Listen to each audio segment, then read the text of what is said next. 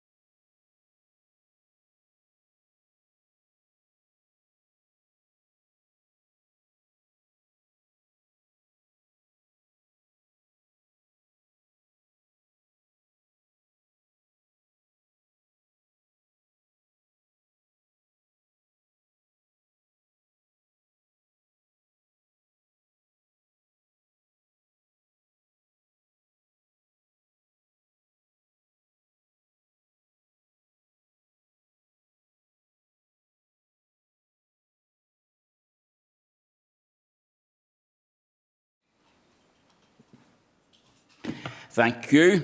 Okay, members, agenda item 1, apologies.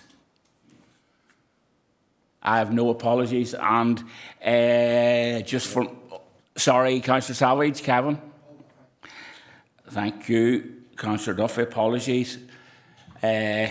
And just for the information of members in the chamber, we have Councillor Lavery online, we have Councillor Mackle online, we have Alderman Greenfield online, and we have Councillor Wilson online at this there, and we have Alderman Baxter online as well. That's us, Carl, yeah. No opening announcements. Agenda item 2, members, declarations of interest, and we can do this now or we can do this at any stage throughout the meeting.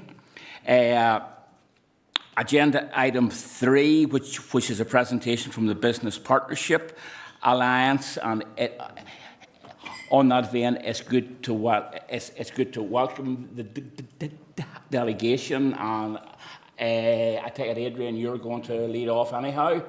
So you're very welcome, and you have 10 minutes. Thank you.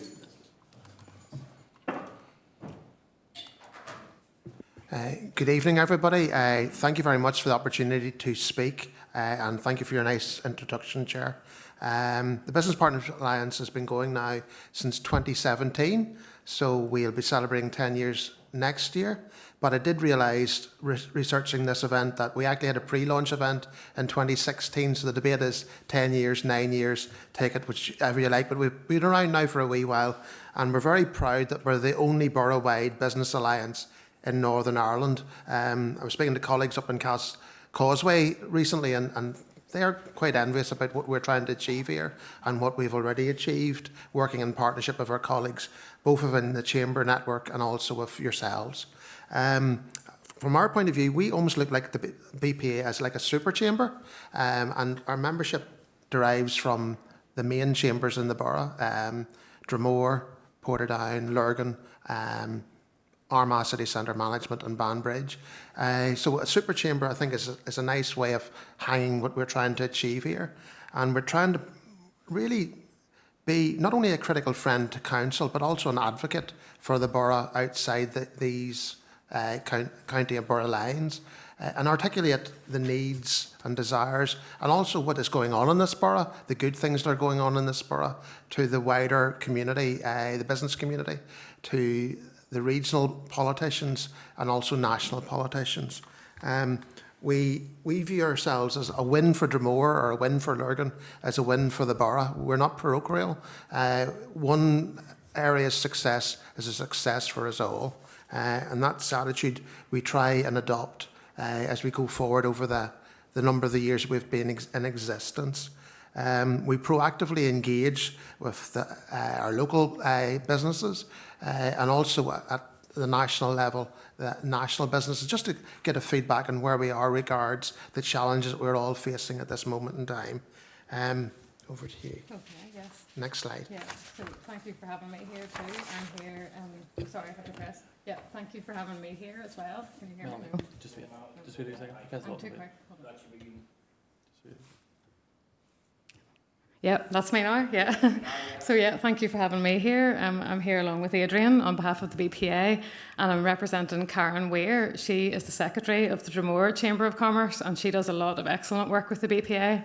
I'm a member of the Dromore Chamber of Commerce myself. I have a business in the town, opened almost 3 years, and at our chamber meetings we hear a lot about what the BPA do, and it really is an excellent organisation. Without the Dromore Chamber of Commerce, I wouldn't have my business in the town, and without the BPA, then Dromore Chamber wouldn't have that stronger voice. There's 5 chambers within it, I think, isn't that right? And then because those chambers are all linked and working through the BPA, then that gives us a stronger voice and a super chamber, really. The BPA is rural and urban, and it's small and large businesses, right from the size of my small business, a small boutique in Dromore, right up to the larger scale businesses within the towns in Borough. It's across all sectors, it's not just retail, and it is growing. So membership has grown 19% over the last year, which I feel is a very big increase, given the fact of what we're hearing on the news about businesses closing down and the negativity. The BPA is growing as people are wanting to come together and to work. For example, our small town in Dromore, we have about 37 roughly members in our Chamber of Commerce, and that has grown over the past sort of couple of years from about 3 or 4. But not only just Dromore, by us joining with other chambers, our voice, as I say, is being heard louder and stronger. And Karen would regularly update us in the chamber, as I say, about the BPA and what is happening. And we're obviously then able to raise our issues as businesses on the ground, grassroots level issues, to people like Karen, who then feed it to Adrian and through the Business Alliance Partnership then to the higher levels. Also in Lurgan, there's no chamber there, but there's a Lurgan working group that's been recently established. I was chatting to Claire on the way in, and that's a really positive thing. And then that's obviously addressing a gap that was there because Lurgan wasn't represented. So that was something else that the BPA did that was positive. So next slide then. Okay, so advocacy then. So you'll see here some photographs. I think we're on to advocacy, maybe, yeah. So advocacy, you'll see some photographs there of meetings that the BPA have had with Westminster, Stormont, cross-party and cross-border as well, lobbying. Ministers for Economy, Infrastructure, Finance and the Department for Communities. And for an example of this, which I thought was a really excellent example, was Carla Lockhart MP, Westminster MP obviously, came to the BPA to ask about a local business. I think I can name them here, Forest Feast, where they were stuck with an issue there of delays of 6 to 8 months in relation to reimbursements. Relating to the Windsor framework and all the bureaucracy and red tape that goes on there. So obviously, as a business, cash flow is really important.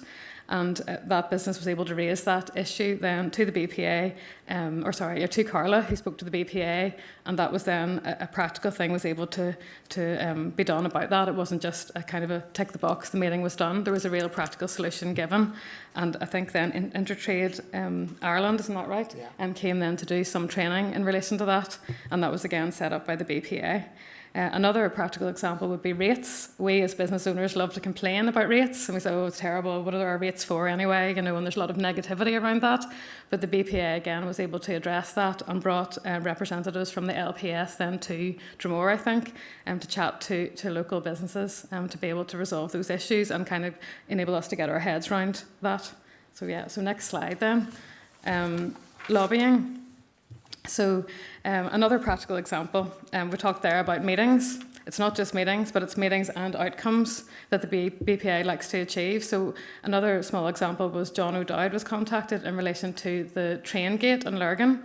Obviously, as businesses, we like footfall in our towns. We like people to come in, not to have to wait in queues of traffic, and we want car parking and things like that.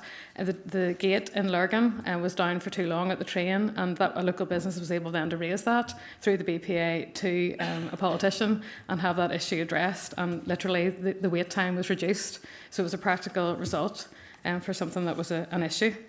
Some other examples are cross-border strategies. So there's an all-island strategic rail review, which some of you may, I'm sure you all know about, and trying to get the rail line extended. That it stops currently at Portadown, but for it to go to Armagh and then on to Monaghan, that's an issue that's always there. And if the BPA are mindful of chipping away at that issue and just always being there, just kind of reminding about that so that things don't get forgotten that are important to the economy and to the local businesses. As I think Adrian described it, the BPA are a critical friend to the council. And I feel like that's a two-way street, a critical friend to the council, but also to business as well, so issues can be raised through that. Other examples, I'll not go into detail, but things like, I don't know if you know this, but 24% of Invest NI land banks are in ABC Council, 24%, and we're just one of 11 different council areas. So that's big. So that's unmined potential there that could be land that could be developed and things that could be done. So, for example, in Mandeville there's land there, and the BPA are always lobbying for that and chipping away at that issue. And then another example is the higher level apprenticeship incentive as well for small businesses, which again the BPA are raising. So and they are taking the businesses on the journey with them. It's not just a tick box exercise, but it's bringing businesses along and achieving real results and building up relationships with those politicians in the key places. So Okay, next slide, please. Just regarding. Okay, can you hear me?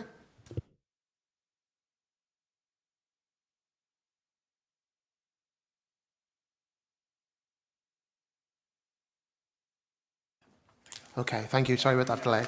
Thank you. I'll just be brief on the confidence index. We've done a business confidence index for the last 2 years, 24 and 25, and the detail and feedback we've got from our businesses has been very, very useful when we have went and engaged with the departments. The very last meeting we had with the Department for Infrastructure, they obviously had read it in advance and were referencing some of the issues we had highlighted there. So it's an important tool for us. We're looking at doing something slightly differently this year, which I'll explain shortly in one of my other slides. But it's been a useful and important document for us. First of all, even just to engage with businesses and find out what their issues are, and then collating the information and pulling it together to highlight the key challenges that they face going forward. Next slide, please. Unfortunately, the confidence had dropped from 24 to 25, understandably with the difficult circumstances with tariffs, etc., and the world environment just generally. But it's encouraging to see that the need for new premises had still increased from 34% in 2024 to 39% in 2025. And that's why it's important that we discuss these issues with, for example, the Department for Economy. And the Minister was sort of impressed upon us, or we impressed upon her, the importance of, for example, developing the Mandeville Business Park as a way of releasing land. And we were encouraged by their statement that they will try and deliver Mandeville Park so that it will play an important role in achieving growth in this borough. As I said, we're looking at doing something slightly differently with the index this year. We're looking at, instead of going out and researching, we're looking at having 7 working groups across the borough. Councillor O'Hanlon has kindly offered Katie has been one of them, where we will invite local businesses in. We'll get feedback from them on the issues that are on their minds, what is pertinent to them. We'll collate that information and produce it in a booklet like this. So it's a slightly different way of doing things. Instead of phoning round and meeting people, we're meeting people in person and getting their feedback at that stage. Next slide, please. Industry events. So we've already touched on the Windsor framework and the workshop that we had recently, reacting to demand and businesses just wanting to know where they stand. That was held at Lily's Craft and was extremely successful. We also had Sam Shepherd, who is the owner of the Juice Bar, that chain of juice bars throughout Northern Ireland and also in Dublin, a local entrepreneur originally from Armagh, and he talked about the importance of business resilience, and that took place recently in Armagh itself. We also did introducing AI in partnership with SIDO, and we have had also, as we've already referred to, LPS information sessions. Next slide. One of the important things from a BPA point of view is that we reach out outside the borough to seek to see how things are done elsewhere. And we had a very successful Derry-Londonderry trip back in the autumn. We went to Ebrington Barracks first of all, and then across the city to meet with both the Development Corporation involved with Ebrington and then the City Council, just to see the dynamics of a site that has been redeveloped and revitalised over the last number of years, and to see how that group and the council are working together to ensure that the dynamic of business isn't disrupted. And we had a very useful engagement afterwards with the Derry City Regeneration officers, who were explaining how they were trying to balance the great work that's been happening in Ebrington with the city deal that they have on the shores of the city. For example, the university looking to grow significant numbers of students. We are, as of at this moment, we're going to Bangor on Friday to see the work that's going on at Queen's Parade. I declare an interest. I was working in Bangor in 1993 when this was all being muted, so I'm quite eager to see what has happened over the last 30 years, as to see where we've come from. So again, it's a learning journey to see, from our point of view, how sites are being redeveloped, revitalised, and I think it ties in to an extent with the Mid-South West City deal and the work that's going on there. It helps us influence and just advise on what we've seen elsewhere and how we can play a part to ensure that the city deal itself is the success it should be. Next slide, please. Mm-hmm.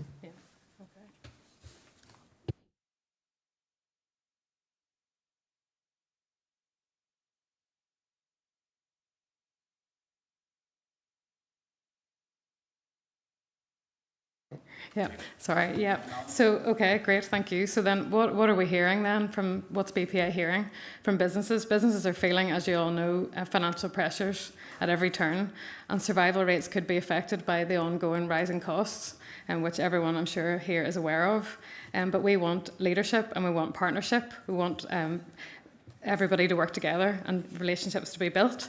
And as you know, every town needs its high street. High streets are really important. And for high streets to be there, businesses need to flourish and we need help. And that's what the BPA are doing. They're bridging that gap between the businesses and yourselves making decisions. So for instance, I'm sure you've all heard about the Dromore map. And thanks has to be given as well to the committee. Some funding was received in relation to that, and that's been a real success.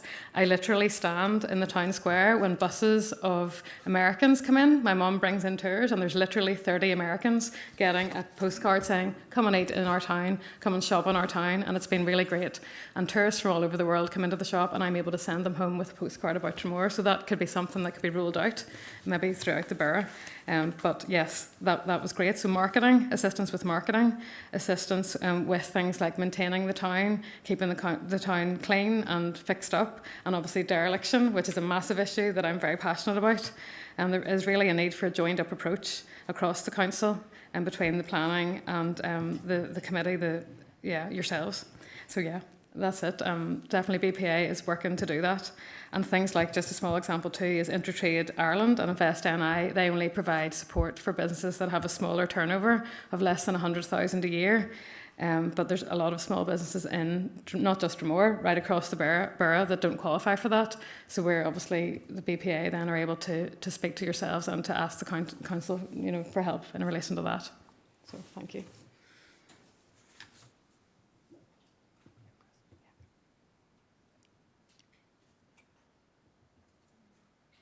Next slide, please. So we're talking about 2026-27 plans. I've already touched on the business confidence meetings that we're open to hold throughout the borough to seek information and feedback from our local businesses. We're also continuing to lobby, and tomorrow Art O'Hagan is in Westminster for the Trade and Eye event, and Art will be putting his best foot forward to advocate for the borough at that important event. We have in our sights Secretary of State to come along and discuss assistance from a national level. There's ongoing challenges of electricity costs, gas costs, all those challenges coming down the line, and it's important we have a voice at the national arena as well. So the Secretary of State's involved in that. We're going to continue to lobby and advocate. We have another meeting set up with the North-South Council to see again how we can extract and work together, particularly on the train opportunities. And we're going to continue to have our learning journeys, Bangor's next, and we're looking at options late autumn for another study visit.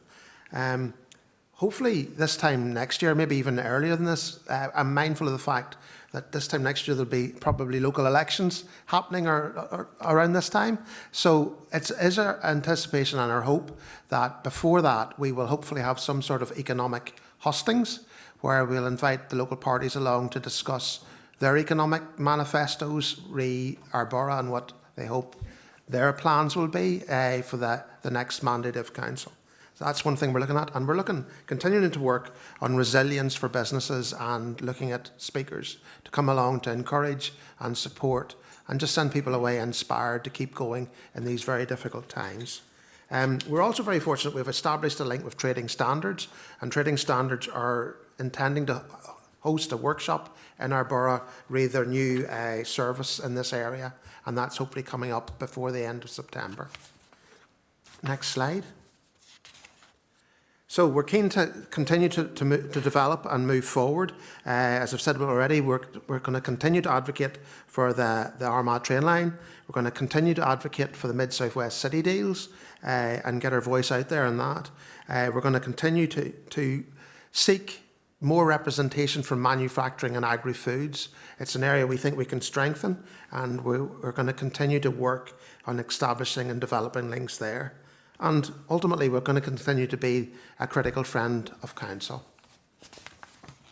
Thank you very much. We're open for questions. Okay, Adrian and Melanie, thank you so much for your presentation this evening. Certainly very interesting, and certainly as someone who represents the Lagan River DEA, it's good to see Dromore been mentioned quite a number of times. So that's always good. The next thing I would have to say that Alderman Tinsley has joined us online, and lastly, and apologies, I failed to mention this at the start, but we also have Michael and we also have Claire from the Business Partnership Alliance lurking in the back, so you are very welcome, folks. Okay, members, first up for questions, Councillor Kyle Savage. Thank you, Chair. Yeah, just thanks to Melanie and Adrian for the presentation, and of course to the ones lurking at the back. But again, Melanie, congratulations to yourself and your journey into your business.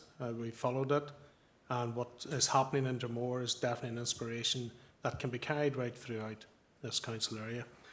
But, right, anyway, 49% of businesses are looking to expand, 39% are looking at new premises now, which tallies into what we're doing in the local enterprise partnership.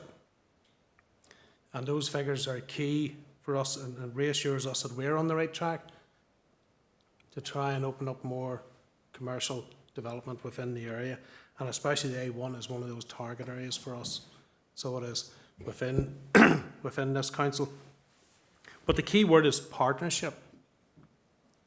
Nothing works without partnership, and it's building that. And Melanie mentioned about the vacant buildings within Dromore. Just to reassure you, that is something that is on the radar here, and we are lobbying. That is a Stormont issue. The ministers need to step up to the mark and deliver on that. But we are doing our bit here, just to reassure you. And perhaps there seems to be a wee bit of a lack of sharing of knowledge here with council and yourselves. So that needs tied in the partnership going forward here, that everybody is aware of what everybody is doing within the room. So there's 76 members. Could I ask how many of those are rural stroke urban? Have you that split for us? Had you button, Adrian, please? Yeah. I believe it's about 25 to 30 rural, and the bulk, the rest are town centre and business in the business parks. Good. No, that's good to know. So it is, you know, but and again, supporting the city growth deal, it's very, we've heard this all in local enterprise partnership and that, so I'm glad that you are swinging in behind what the good work that has been done on the Mid-South West. That will deliver major benefits to everybody. Not rising tide will lift everyone. So it will within, and especially within our small towns. But I suppose planning is one of the major issues that we face within our town centres, and I know that's a major issue within Dromore.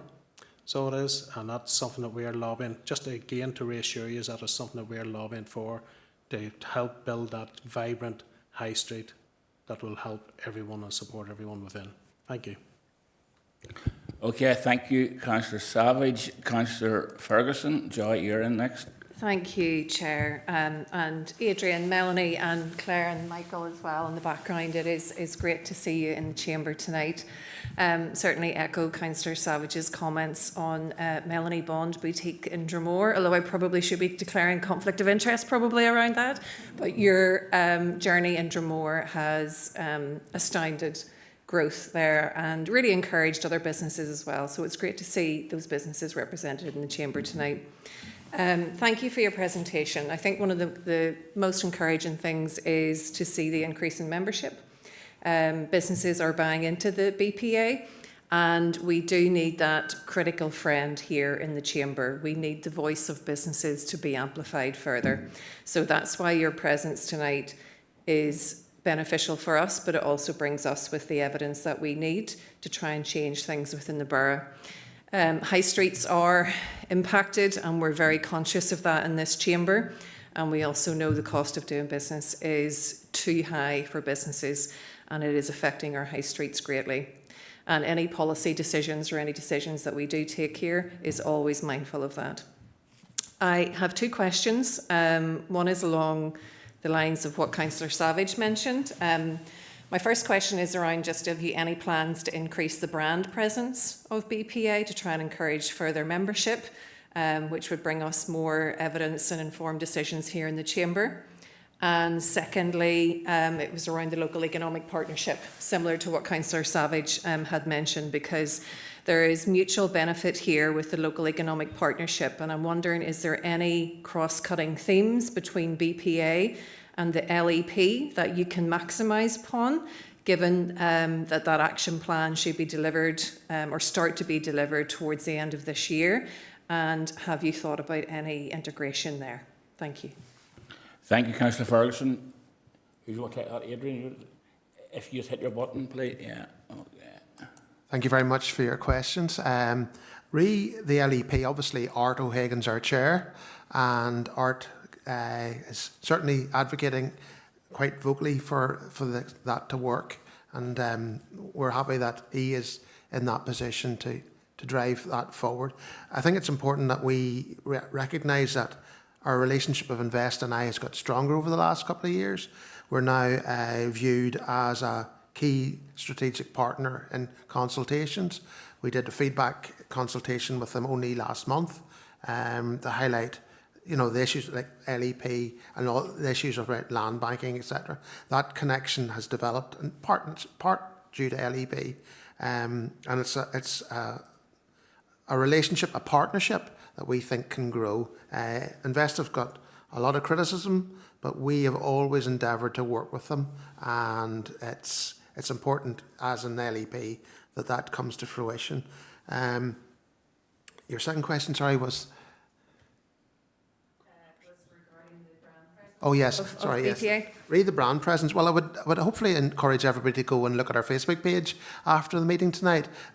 We have just recently launched a video highlighting what we've achieved, what we hope to achieve going forward, with links with a QR code for membership, and we are reaching out to try and develop our brand. I had a very encouraging Friday afternoon with Councillor O'Hanlon and Katie 2 Fridays ago, and it's in part it inspires the 7 DE events we're hoping to have between now and late autumn, as a way of trying to again put our brand out there, that we go to the people rather than expect them to come to us.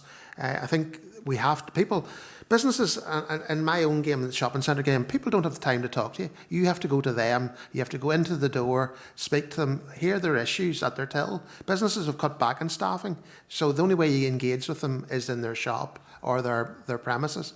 And that's what we're trying to do with our 7 events. We're trying to go to where they are, hear their issues, and then feed it back to yourselves and to the regional authorities. So I suppose from a point of view of brand awareness, we can do more in marketing. We're looking at LinkedIn, our Facebook posts, our videos, our reels, but also door-to-door meeting people and engaging with them. I think that it has to be both. Okay, thank you.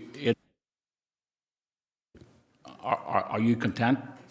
Okay. Next up is Councillor Kevin Savage. Thank you very much, Chair. And folks, thanks very much for your presentation. It's very positive news. It was great to see the increase in membership over the year. Adrian, you did touch a bit on it in your presentation and some of the dangers and risks that you highlighted, but over the coming year, what do you see as the main economic risk to businesses across the borough? What's probably keeping people up at night? Thank you, Chair.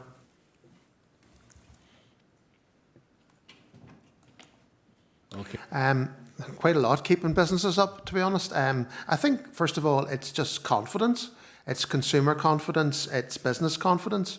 It's an extremely tough environment. Every moment you switch on the radio, it's a bad news story, more or less, and that does cloud confidence of people to spend, and that's a challenge in itself. And then obviously the cost of doing business is huge. We credit council that you came in very, very low in your rates increase a couple of months ago. That was reassuring. But on the same day that I got in my rates bill for my own work premises, I also got in my gas and electricity bills. And mind you, that was scary. So cost of doing business, re-energy costs, staffing costs are considerable, and it's getting worse. we have been efficient over the years. Businesses since COVID have really endeavoured to be as efficient and lean as they possibly can. So there's not a lot of room left to cut, to try and provide product at a good price for customers and one that we can make a profit with. So I suppose, to summarise, it's consumer confidence is a worry, and it's the cost of doing business is a worry, whether it's national living wage and the expenses associated not just with the baseline entry, but then proportionately up through the pay grades, and also energy costs at the minute. It's uncertainty as well, I have to finally add. You know, there's no clear clarity on where things are going to be. You hear about the bond markets today reacting badly to political news. Where is that going to leave borrowing costs for business, borrowing costs for customers? So all those sort of things are hanging over us at the minute, and there's no easy answer. I think Sam Shepherd really hit the nail on the head. He says it's just resilience, getting up every day, going to your work, trying to do the best you can, and repeating that ad infinitum. Okay, thank you, Adrian. Councillor Savage, you happy enough? All right. Next up, Councillor Flaherty. Yeah, thank you, Chair, and thanks, Adrian. It's nice to see you again. It's been a wee while, actually. There was one thing, I don't want to linger because I know there's been quite a few speakers. One issue that you did raise that has been a sort of bugbear of mine for quite a while is the land at Mandeville. And I believe, excuse me, I believe it was at least 18 months ago, somebody will probably keep me right in the top table, that this very issue of the land at Mandeville and the involvement of Invest NI was discussed. And I asked at that time that Invest NI was brought into this chamber to speak to us, and I don't believe that has happened. So maybe somebody can follow that one up. I don't know how your meetings with them have gone. I know from my point of view, I do believe strongly that business growth is being stymied because of this. The figures maybe to me tell it all. The Craigavon area we know has the highest acreage of Invest NI land, sitting over 135, 140 or whatever. Mandeville, you're talking about 95 plus acres out of 97 that's not used. Part of the reason, and I said this at the time, part of the reason, and if I have to declare an interest, you'll all know what it is, that I have such a frustration about this, is that those of us from this area know where that land come from. That land come from families like mine, like my own family, who were vested and put out of their farms for the very reason of economic development. And here we're sitting in 2026 and business is being stymied because they are told they can't use this land. So anything that you can do in the BPA to help us push this on and open up this whatever this blockage is, I think we stand ready to help you with that. I know I certainly do. Thank you, Councillor Flaherty. Had you a button, Adrian? Yeah, okay. Yes, we met Minister Archibald in Sido a couple of months ago, not even a couple of months ago, 8 weeks ago roughly, re this very issue amongst others. And the department afterwards wrote back to us to say that they remain firmly committed to supporting the balanced economic growth, and the delivery of Mandeville Business Park will play an important role in that achieving that aim. We will keep fighting for Mandeville, and we're glad, we're happy to work in partnership with you. That's what it's all about. And I was struck with one of the ministers we met recently talking about innovative thinking, and I think sometimes the departments need to be a bit more innovative on how to unblock these land banks.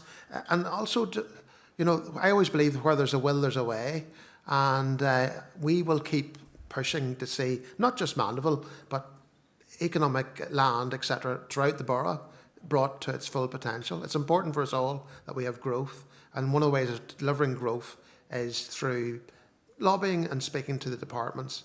That it's not just local government that are articulating this, that it's businesses themselves are going to the department and saying we need this done. Okay, thank you, Adrian. So next up is Councillor O'Hanlon. Thomas. Thank you, Chair, and thank you, Adrian. And again, thanks for the opportunity to meet with yourself and Kieran in the hub of the universe a few weeks ago. As one of my predecessors would have referred to it as, you know rightly, because you're probably trying to buy or sell land in it. Speaking of which, one of the issues you did touch on, and others have touched on, is the reference to land banking by Invest. And I suppose for someone who represents the DEA of Armagh, the frustration is that Invest have a pile of land within the borough, but a lot of it is in the wrong places. And not only that, then whenever, as others have articulated, whenever business goes looking for land, the land uses and the categories which are there then restricts what can be done. One of the issues that I wanted to raise was in relation to how you see the relationship between council and yourselves developing, because I suppose I get a wee bit frustrated sometimes with the number of organisations and bodies all trying to do the same thing. And I think it's important that we're all, yes, singing off the same hymn sheet. But you know, look, you referenced yourselves, and there's the local economic partnerships. We have our town and city centre management groups. We have all these different organisations. You referenced the rail link to Armagh. Some of us attended. We have our own internal railway working group. I'd be keen to see how we build those partnerships in a stronger way and more cohesive. That we're not all trying to knock the same doors, and maybe some get through and some not. You referenced the Secretary of State. I hope he does more for business than he did for the community and voluntary sector recently. And you also mentioned the work that council here and those of us who sit around these benches did to try and keep rates as low as possible. And I suppose there are some of us who get frustrated whenever we look at them to see what our colleagues in the Assembly did and given in above inflation rates element from the regional piece. So I know there's two queries. One is in relation to how that partnership can develop. And secondly, I know we have a report later on tonight around empty to occupied and those types of schemes. And maybe a comment, if you would, in relation to how beneficial you'd find those like of those schemes for businesses going forward. So thank you. Thank you, Councillor O'Hanlon. Adrian? Thank you very much for your questions. Read the partnership. I suppose one of the reasons why we existed, we are sort of articulating the voice of 5 chambers. So we've already tried to rationalise the voices coming forward so that we speak as one voice for the 5 chambers that are involved, plus our other members, SRC, the Business Enterprise Centre in Banbridge, etc. We're trying to create an umbrella body to sort of streamline it so that when we do engage with council and with ministers, that instead of 5 individual chambers meeting them, they're getting the voice from one. So I think that's important. From a strengthening partnership point of view, I think these events tonight are very useful. I think it develops links. It's good to articulate and speak with yourselves, to listen to your comments and questions. I think that's one way of building partnerships, and that's something I would be quite keen to develop through our 7 DEA events that we're hoping to have later in the summer, late autumn. I think from a point of view of empty to occupied, I'm old enough to remember Meanwhile Space and was involved with that, and it was a success. It needed landlord buy-in, but the landlords that did buy in it did get success in getting premises occupied. I think empty to occupied is a commendable scheme. I think it's one tool of many. I think town centres and high streets, it's not just one club in a golf bag. We need them all. And it's just one club amongst many that we need. We need to market our towns better. There is interest out there. I've had businesses with me in the last month looking around the town, looking for the appropriate space. As you can see in our confidence index, you know, there is a desire for businesses to expand, and they're not, some of them aren't particular in where they expand to, either to the retail core, industrial estate, or either. It's appropriate space that's needed. And I have to say, small wins like the paint scheme that's been announced, you know, that's important for business. It's another small. You could add it's a putter in the golf bag as another way of just trying to achieve growth and achieve or just develop confidence that businesses will invest in our town centres. Thank you, Adrian. Councillor Hanlon, are you content? Okay. Alderman Barry. Thank you to Adrian and to Melanie and Michael and Claire. I've always been a very keen supporter of the organisation because I've always believed in the partnership, and I've always believed that if we work together with strong voices and constructive voices, then it delivers not just for the Chamber but most importantly the businesses who are paying very high rates right throughout the city and borough. So I want to thank you and wish you all the very best. I would also place on record our thanks and gratitude to our economic team that are here, because I know they work very closely with you, but they also work very closely with us. And schemes that you have touched on in relation to the paint shopfront schemes are those that members had requested through listening to business people, and the team here came forward with a report and is now thankfully delivering that. And I imagine it'll probably be oversubscribed because of the popularity already with it.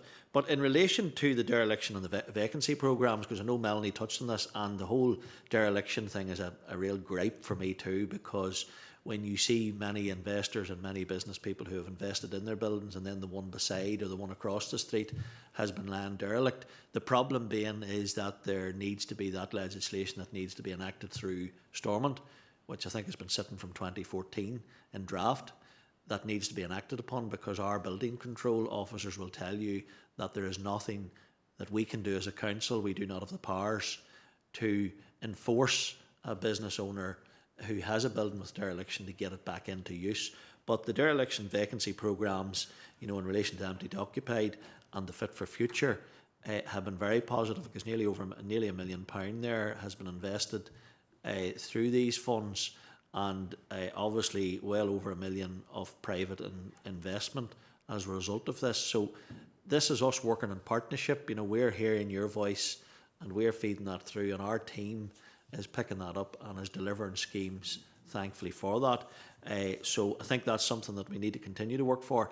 And I just have two questions. One to Adrian or Melanie. In relation to the empty to occupied programme, what we found, and I know Sam has picked this up on many occasions, in relation to the tender prices were coming in higher than the actual estimates. And I had found that with people within my DA, business people who were applying for this empty to occupied, and then they got to a certain stage where the cost of what was going to avail of, it just wasn't adding up. The figures weren't adding up, and then they withdrew, and there was quite a number of businesses withdrew just for that.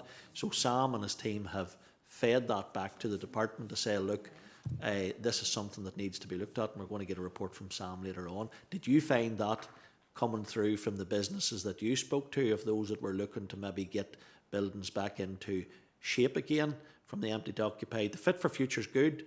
There's a local coffee shop in my own town in Tanragee, opened up and applied for that and was successful, and now they're running a very successful business just 3-4 months in. So there's businesses opening up as a result of these programmes, but it's trying to get the derelict. And secondly, which is something that Councillor Ferguson touched on in relation to the brand, in those rural areas, is there some avenue where you think that we as members even can maybe see how we can try to raise the profile to get more membership from the rural areas into the partnership? Thank you. Thank you, Alderman Barry. Adrian. Thank you very much, Paul, Councillor, for your question. Read the last question first. I probably seek your own help and advice in that, because certainly the DEA events we plan to have, we will be hoping and seeking your own cooperation and assistance with those to get businesses along. It's certainly we're going to be reaching out beyond the normal places we would have engagement with people to give them an opportunity to come. We have been to Rough Island in the past, been to Keating. We want to do that again. So any assistance and support you can give us in that to raise the brand, and also to argue and advocate for those rural businesses. It's important. I'm originally from a rural town, so I know the importance and the pressures they have sometimes to get a voice to speak for them. And that's something I think we will welcome, an opportunity in partnership with yourselves to do that. Empty to occupied, etc. I have found no matter what scheme is out there that some businesses, they just need to be taken by the hand and brought through the process. And I suppose from my point of view, I've done it enough, COVID grants, etc., with my own traders, where you almost have to sit down and do it for them. And I think whatever mechanisms or procedures can be put in place, it's almost as if you need somebody to go and do that with them. They don't have the time. It can be complex. They don't have time to read pages and pages of terms and conditions. The whole issue of quotations is a challenge. You know, trying to get 3 quotations for anything is difficult. Even from the company that I work for, you know, it's hard to get people to take the time to do the quotations when they maybe think you're not going to get the work. That whole process needs streamlined. It needs assistance. It almost needs some nursed to bring it through. There is an appetite there for it. It's just with all the other pressures that they have, it's just sometimes they say, I can't be bothered. And I think making that process easier and a helping friend beside them will hopefully develop that and see more uptake going forward. The schemes are great. It's great to see properties occupied again, but it's just that hurdle of they don't have the time, and it just looks so complex, the documents that they have to fill in. Thank you, Adrian. Alderman Barry, are you content with? Yeah. Okay, members. Well, I don't have any other lights on at this stage, so just at this point, we'll draw this part of the evening to a conclusion by thanking Adrian and Melanie and Claire and Michael for their time and for the presentations and for the questions answered. And I think it's a case of the work continues, the partnerships continue, and in the end, it is about delivering for our people and for our businesses on the ground. So thank you very much, folks, and safe home. All right. Okay, members, we're on agenda item 4, and it's an item for decision 4.1, and it's the business plan. I'm going to bring in the director, Paul Tomati.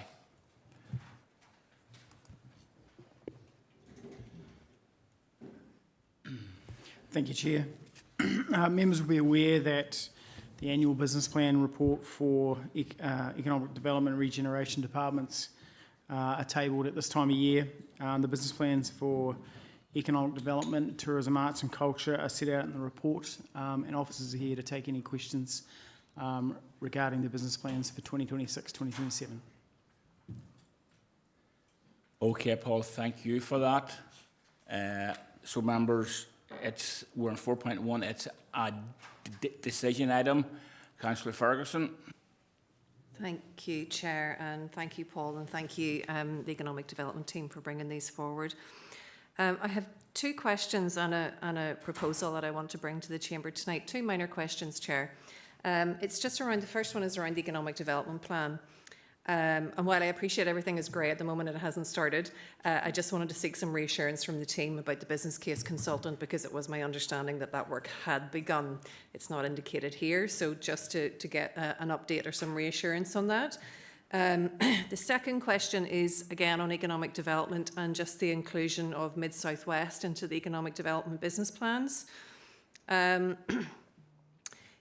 just wondered, and probably seek the director's view on this, that should the integration of Mid-South West be a business unit commitment to share knowledge between the 2 functions, or even included as a ways of working in the collaboration and partnership section at 4.6, just to make sure that there is some link between economic development and Mid-South West. I may have missed it in the report, but it just didn't seem to me that there was a clear linkage between both projects, and should there be, so that there is shared knowledge and learning and linkages between economic development and Mid-South West when it's appropriate. That's my 2 questions, Chair. I do have a proposal. I will come back to you. That's okay. Just get clarity from the director first in terms of those questions. Thank you, Chair. Just the consultancy report, was that in relation to the LEP? Yes, so been through scrutiny, and I'll probably actually let Sarah Jane give you an update on where we're at. I think we're about to go out to tender, as I understand, on that process. Yes, she's nodding there. So about to go out to tender. I think we just agreed the specification internally across board, have internal approvals, and about to go to the market to see if we can appoint a consultant as part of that. Are you content with that? In terms of Mid-South West integration, I suppose what you don't see in our business plans is that we have an internal program board, Mid-South West Program Board. Our head of economic development sits on that, and so we realise that economic development is a key strand throughout all of our growth deal projects. And so I suppose internally and for awareness that economic development is a key part of that. I suppose they're not the key drivers as a department behind each of the individual projects. They're set out in strategic project boards and those sorts of things. But I suppose we are probably confident that as those individual projects start to get through OBC stage, start to get to financial business case stuff, that's probably when you'll probably see them more reflected directly in these business plans. Okay, thank you, Paul. Councillor Ferguson, if you hit your button again. Yeah. Thank you, Chair. It's something that I thought about in terms of the business plans, and like it relates probably to every member in this chamber, where we're brought the business plans for each financial year. We're asked to scrutinise them, and we do, and we ask questions on them. But I just felt that we weren't really involved with shaping the business plans, and I'm genuinely would like to hear about other members' views on that tonight. And I'm conscious in the past there has been workshops or working groups to shape business plans. And I kind of felt that that would be important going forward, not for this financial year, but for the next, where either a working group or workshop that could take place after the meeting was hosted so that members were involved prior to the business plan being brought to the chamber. And if there were any projects that actually needed maybe costing and estimates and efficiencies, that workshop was held prior to that, so that could be considered. I see these as a collaborative approach between members as decision makers and officers. And I'm probably trying to get that closer collaboration, because at times in the chamber when we scrutinise, sometimes it's too late maybe to actually affect that change. So I just wanted to propose that workshop for the next business plan, but I'm really happy to hear others' members' views on that, and if they feel that that would be valuable to both departments. Thank you. Okay, Councillor Ferguson, thank you for that. Members, I suppose you have heard Councillor Ferguson. The only light I have on at this stage is Councillor O'Hanlon. I'm assuming that's on a different matter, Councillor O'Hanlon.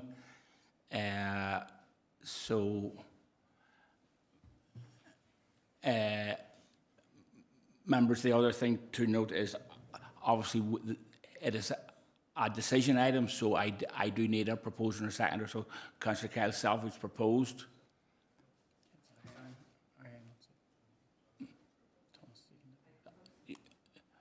Right.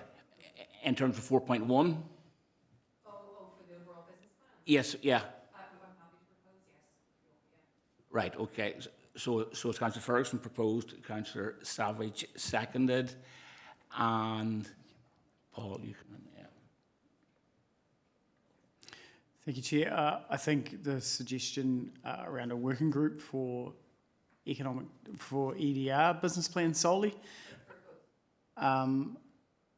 For the departments, yeah. I suppose probably thinking that would mean something across the board for elected members if they're going to be involved in the development of business plans and shaping and stuff like that, which certainly, happy to welcome for consideration at all departments, I suppose, would probably be something that I'd maybe need to be considered. Maybe look at the governance of such things. So, but I see Councillor Flattery has her light on as well and may want to come in on that. Councillor Flaherty. Hey, Chair, yeah, I'm trying to work through a scenario plan in my head, what Councillor Ferguson has said, because it's a bit like, yes, the business plans come, and as you said, they're grey because they hadn't started, okay? Like, for example, I'll give you an example. I'm not a sitting member on environmental services, but because there's such a pertinent issue going on there with just, let's say, maintenance, right? It was an opportunity I had, because the business plans and the priorities were there to raise that issue, to try and get some more impetus put into it, which is what we have to do. But I think you're right in ways. Those things that are pertinent to us are not maybe just hitting hitting there, which is why we get them in each committee. But I think a further scrutinising of them or a further development of them is probably something that would need considered in the round through in the sort of status of the governance committee. Is that where it would need to be going at? Because what we don't want is it just stuck here in EDR and then the rest of them all and not being left. Am I on the right track with you here, Councillor Ferguson? Because I'm agreeing with you. I know what you're getting at, but at the same time, this is why they come to us, so that we have an input at this point. So I am agreeing with you. I think you've already seconded it, haven't you? Yeah. So if it is the case, Councillor Ferguson and Director, that we just have I'll second that sentiment, second that proposal and sentiment with a bit of a work through, just needed to see where we take it. Is that, am I planning that out correctly? I don't want to dilute your proposal, Joy. Going to bring in Paul first and then yourself, Councillor Ferguson. Thank you, Chair. Members. And thank you, members. I mean, potentially it's a proposal that it be considered at the governance working group, which would look at such matters and whether they're taken forward as such. So it's obviously up to members whether they want to make that proposal, second it and move it to something like that, but maybe that is the area where it could be discussed and, I suppose, looked at in more detail. Thank you, Paul. Councillor Ferguson, your lights on. Yes, thank you, Chair. Just briefly, and thank you, Councillor Flaherty. I mean, I do think there is merit in this, but it is something that we have done before. I mean, we have workshops on the FAT process, and those were collaborative and discussive, and we talked about ideas, and we didn't need approval from the governance working group to do that.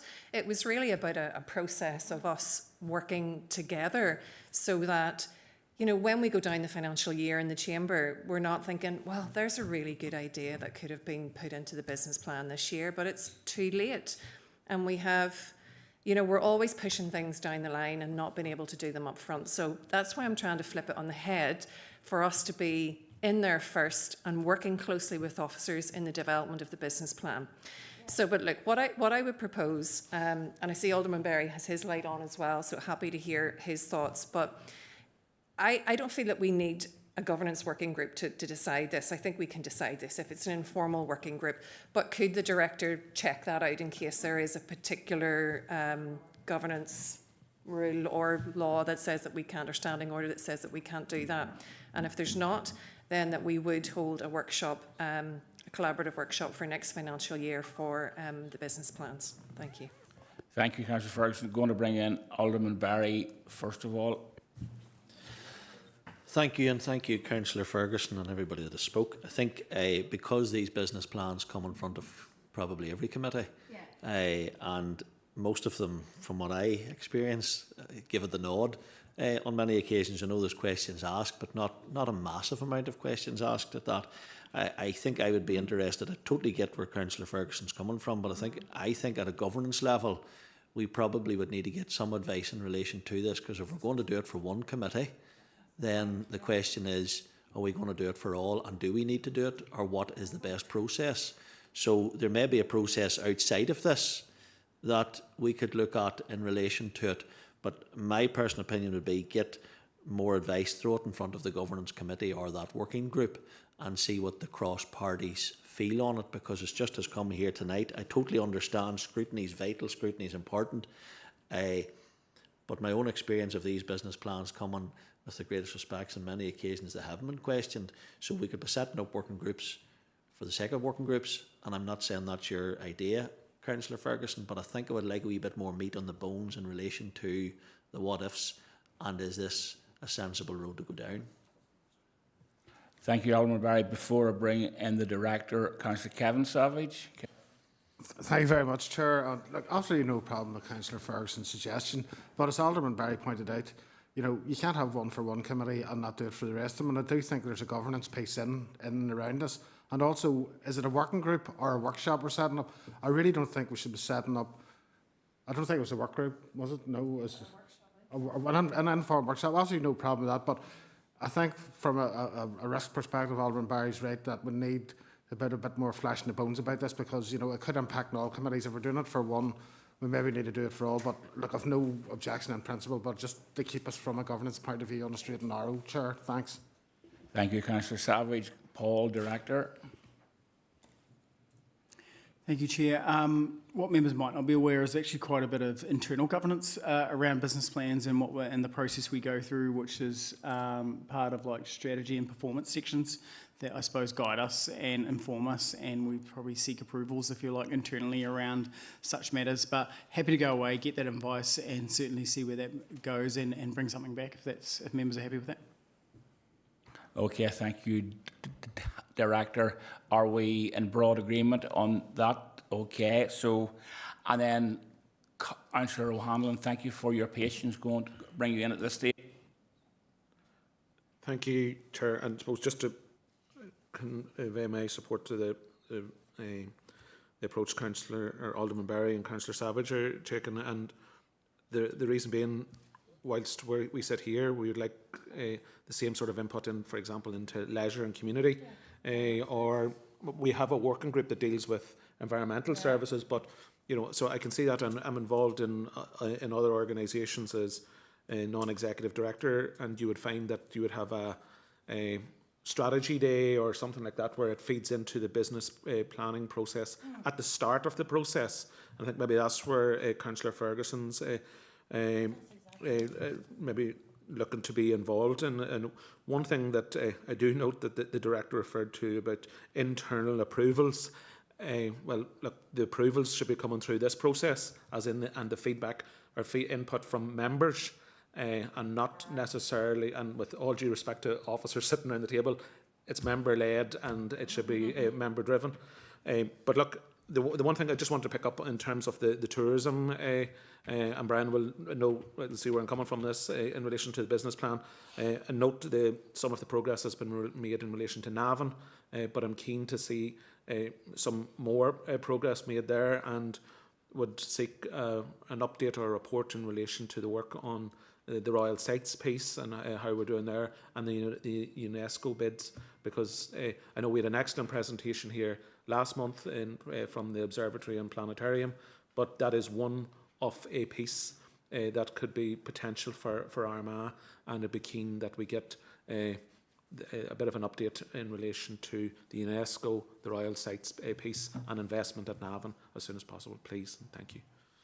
Okay, Councillor Hanlon, I take it that you're content for Brian to go away and sort of work on that and come back. So, Brian, you've heard Councillor O'Hanlon. Going to bring in the Director, Paul. Thank you, Chair. I suppose just for clarification, Councillor Hannah's right. Approvals may be the wrong word. Guidance, I suppose, is probably more accurate in terms of the process that we go through prior to getting to committee. So, thank you. Okay, members, that said, just to sort of wind this up, sort of 4.1, proposed by Councillor Ferguson, seconded by Councillor Kyle Savage, all in agreement, members. And also officers, as the footnote, have heard the discussion in terms that we had around Councillor Ferguson's proposal, so thank you for that. Agenda item 5, members, the Head of Economic Development Report. It's an item for information.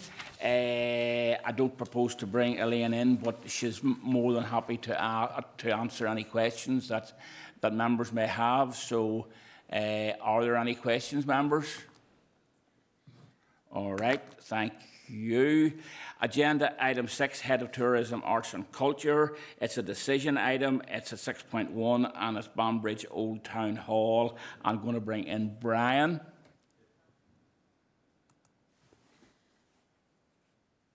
Thank you, Chair, and good evening, members. So this report is a follow-up from the report that went to committee last month. Members have previously raised concerns about the availability of Banbridge Old Town Hall for community groups upstairs, and so I've sat down with colleagues in community development, and our proposal before you this evening is to move Banbridge Old Town Hall, the sort of the public space, into community development. We've been working closely over the last month in terms of more detail. I think the commitment in this is that the facility will be used more and there'll be a bit more availability. I would also like to point out the officer who recently retired.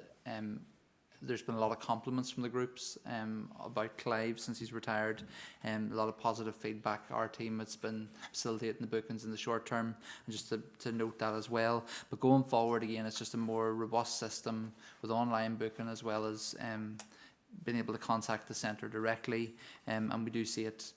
Members have asked for more evening use, more Saturday use, and I think that should hopefully achieve that. So that's the recommendation. The recommendation for members this evening that this transfers into community development. Thank you.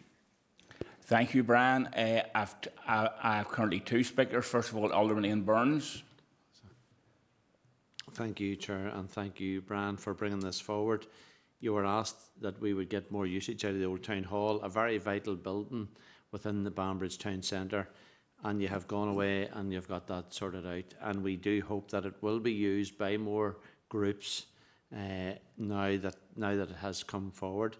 I would also like to say thank you to Clive myself, put it in public record. He was always very helpful at any time that anybody had to use the hall.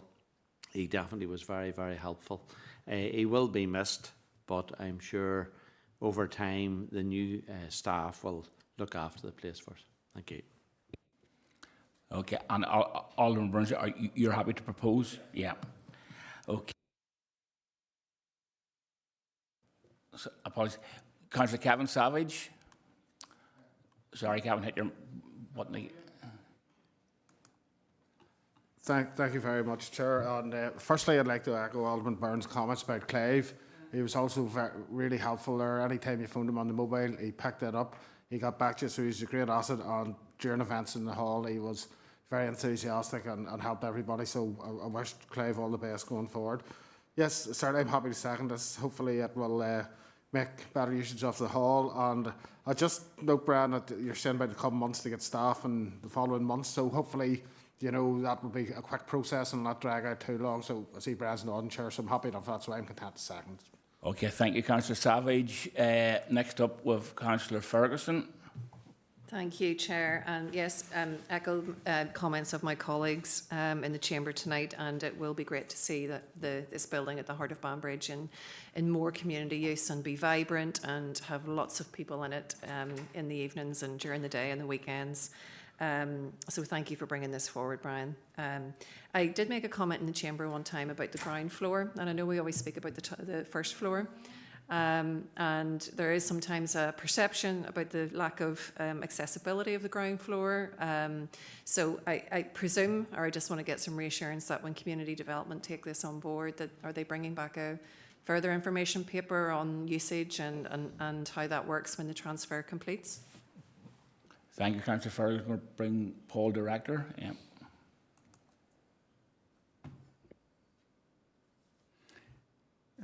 Thank you, Chair, and thank you, Councillor Ferguson, for your query. Certainly, community development can bring an update and have brought an update to the likes of Community Wellbeing Committee around that. The ground floor, I suppose, is in a contractual situation at the moment. Should that change, it'll be, I suppose, up for review and consideration for members about how we move forward on such matters. But yeah, I think there is still opportunities to have community use as much as we can in that building, whether it be ground floor or above. It's just working in partnership with some of the people that are in contract there at the moment. So, but yes, happy to bring a report back once we, I suppose, the team in community development get their feet under the carpet a wee bit there, get their systems up and running, and how they're going to promote, I suppose, the bookings and the usage of that facility. Thank you, Paul. Brian, you want? Thank you, Chair. No, I just wanted to acknowledge the working with the community development team, with Ruth Allen and Nathan in particular. Paul has sort of informed me that I've been well looked after, and I think I have a lot more assurance that again, the building will be better used, and the systems be put in place to enable that. So, just acknowledge the community development team and the joy of cross-departmental working. Thank you. Thank you, Brian. Members, that being said, item 6.1, proposed by Alderman Burns, seconded by Councillor Kevin Savage. All agreed, members? Thank you. Chair, to seek a proposal and seconder to go into committee. Councillor Kyle Savage, Alderman Paul Barry. Chair to say, members and online viewers, in accordance with Schedule 6 of the Local Government Act, exempt information, we will now be moving into a confidential section of Council. This means that we will be turning off the public feed of the meeting. This will be returned when the meeting is restarted. Can I ask ICT officers to please turn off the feed and confirm with me when the confidential section of this meeting can proceed?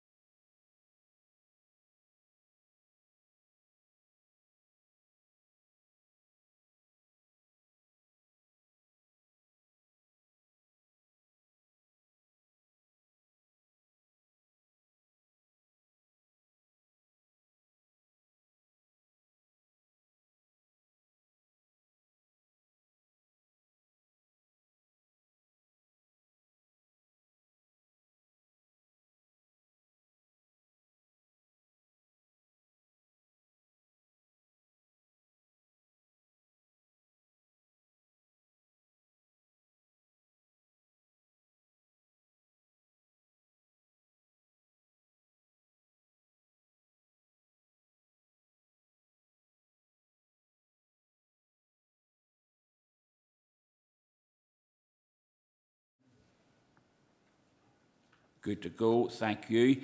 Chair, to take a proposer and seconder to agree the recommendations made in committee. Alderman Barry. Councillor Kevin Savage. Agenda item 8, correspondence, there is none. Agenda item 9, any other relevant business, none. Members, just by way of sort of wrap up, it's my final evening in the chair. Can I thank everyone from vice chair, members, officers for help and assistance throughout the year. I think we've had a reasonably good year, and I think it's something, economic development and so on, it's something that this council does reasonably well, and it's important that we flaunt what we do and that we always make the room for improvement. So thank you, members. Safe home. Thank you, Chair. All right, Chairman. No problem. Thank you. Yeah, thanks, Jude. No problem. Sorry. The lights flashed on and flashed off immediately. On and off.